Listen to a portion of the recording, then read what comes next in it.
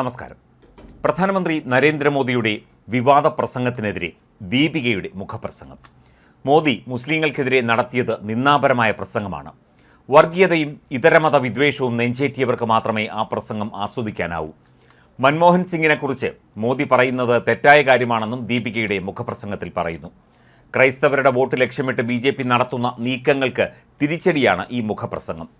കേരളത്തിൽ തെരഞ്ഞെടുപ്പിൽ സഭാ നേതൃത്വത്തിൻ്റെ നിലപാട് വിശദീകരണമായി ഈ മുഖപ്രസംഗം മാറിയേക്കാം.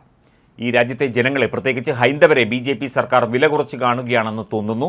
ന്യൂനപക്ഷങ്ങൾക്കെതിരെ വസ്തുതാവിരുദ്ധമായി പറയുന്നതെല്ലാം അപ്പാടെ വിശ്വസിച്ച് മതേതരത്വത്തെ തല്ലിക്കൊല്ലുന്ന ആൾക്കൂട്ടമല്ല ഇന്ത്യയിലെ ഭൂരിപക്ഷം. മുസ്ലിം സമുദായത്തിനെതിരെ രാജസ്ഥാനിൽ പ്രധാനമന്ത്രി നടത്തിയ നിന്ദാപരമായ പ്രസംഗം വർഗീയതയും ഇതരമത വിദ്വേഷത്തെയും നെഞ്ചേറ്റിയവരെ അല്ലാതെ മറ്റാർക്കും ആസ്വദിക്കാൻ സാധിച്ചിട്ടില്ല.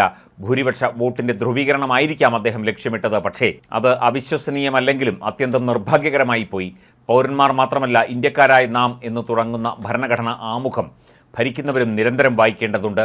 വിദ്വേഷ പ്രസംഗങ്ങൾ രാജ്യവിരുദ്ധമാണെന്ന് തിരിച്ചറിയണം. വിദ്വേഷ പ്രസംഗങ്ങൾ ശ്രദ്ധയിൽപ്പെട്ടാൽ പരാതി ലഭിച്ചില്ലെങ്കിലും കേസെടുക്കണം എന്ന് മുഴുവൻ സംസ്ഥാനങ്ങൾക്കും സുപ്രീം കോടതി നിർദ്ദേശം നൽകിയത് 2023 ഏപ്രിൽ 29-നായിരുന്നു. മോദിയുടെ പ്രസംഗത്തിനെതിരെ രാജസ്ഥാൻ, ഉത്തർപ്രദേശ് സർക്കാരുകൾ കേസെടുക്കുമെന്നോ ഇല്ലെങ്കിൽ കോടതി അലക്ഷ്യത്തിന് കേസുണ്ടാകുമോ എന്നൊന്നും ഇന്നത്തെ സാഹചര്യത്തിൽ പറയാനാവില്ല എന്നും എഡിറ്റോറിയലിൽ പറയുന്നു. വിദ്വേഷ പ്രസംഗങ്ങൾ രാജ്യവിരുദ്ധമാണ്. ഈ രാജ്യത്തെ ജനങ്ങളെ, പ്രത്യേകിച്ച് ഹൈന്ദവരെ BJP സർക്കാർ വില കുറച്ച് കാണുകയാണ് എന്ന് തോന്നുന്നു എന്നും മുഖപ്രസംഗത്തിൽ ചൂണ്ടിക്കാട്ടുന്നുണ്ട്. ന്യൂനപക്ഷങ്ങൾക്കെതിരെ വസ്തുതാവിരുദ്ധമായി പറയുന്നതെല്ലാം അപ്പാടെ വിശ്വസിച്ച് മതേതരത്വത്തെ തല്ലിക്കൊല്ലുന്ന ആൾക്കൂട്ടമല്ല ഇന്ത്യയിലെ ഭൂരിപക്ഷം. മുസ്ലിം സമുദായത്തിനെതിരെ പ്രധാനമന്ത്രി നടത്തിയ നിന്ദാപരമായ പ്രസംഗം വർഗീയതയെയും ഇതരമത വിദ്വേഷത്തെയും നെഞ്ചേറ്റിയവരല്ലാതെ മറ്റാരും ആസ്വദിച്ചിട്ടില്ല.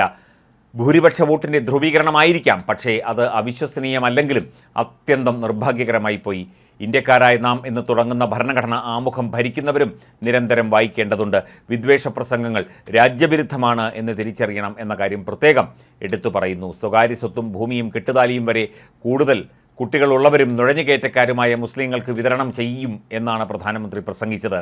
അതായത് കോൺഗ്രസ് അങ്ങനെ ചെയ്യും എന്ന് കോൺഗ്രസിൻ്റെ പ്രകടന പത്രികയിൽ പറയുന്നു. രാജസ്ഥാനിലെ ബൻസ്വാരയിലെ തെരഞ്ഞെടുപ്പ് സമ്മേളനത്തിൽ പറഞ്ഞ പ്രസംഗത്തിൻ്റെ വിദ്വേഷാംശങ്ങൾ കൈവിടാതെ UPയിലെ അലിഗഡിലും അദ്ദേഹം ഇത് ആവർത്തിച്ചു. അമ്മമാരുടെയും സഹോദരിമാരുടെയും സ്വർണം കണക്കാക്കി അതേക്കുറിച്ചുള്ള വിവരങ്ങൾ തേടുമെന്നാണ് കോൺഗ്രസ് പ്രകടന പത്രികയിൽ പറയുന്നത്. എന്നിട്ടത് ആർക്ക് വീതം വെച്ച് കൊടുക്കും? രാജ്യത്തിൻ്റെ സ്വത്തിൽ ആദ്യ അവകാശം മുസ്ലിങ്ങൾക്കാണെന്ന് മൻമോഹൻ സിംഗ് സർക്കാർ പറഞ്ഞിരുന്നു തുടങ്ങിയ കാര്യങ്ങളാണ് പ്രധാനമന്ത്രി തൻ്റെ പ്രസംഗത്തിൽ ചൂണ്ടിക്കാട്ടിയത്.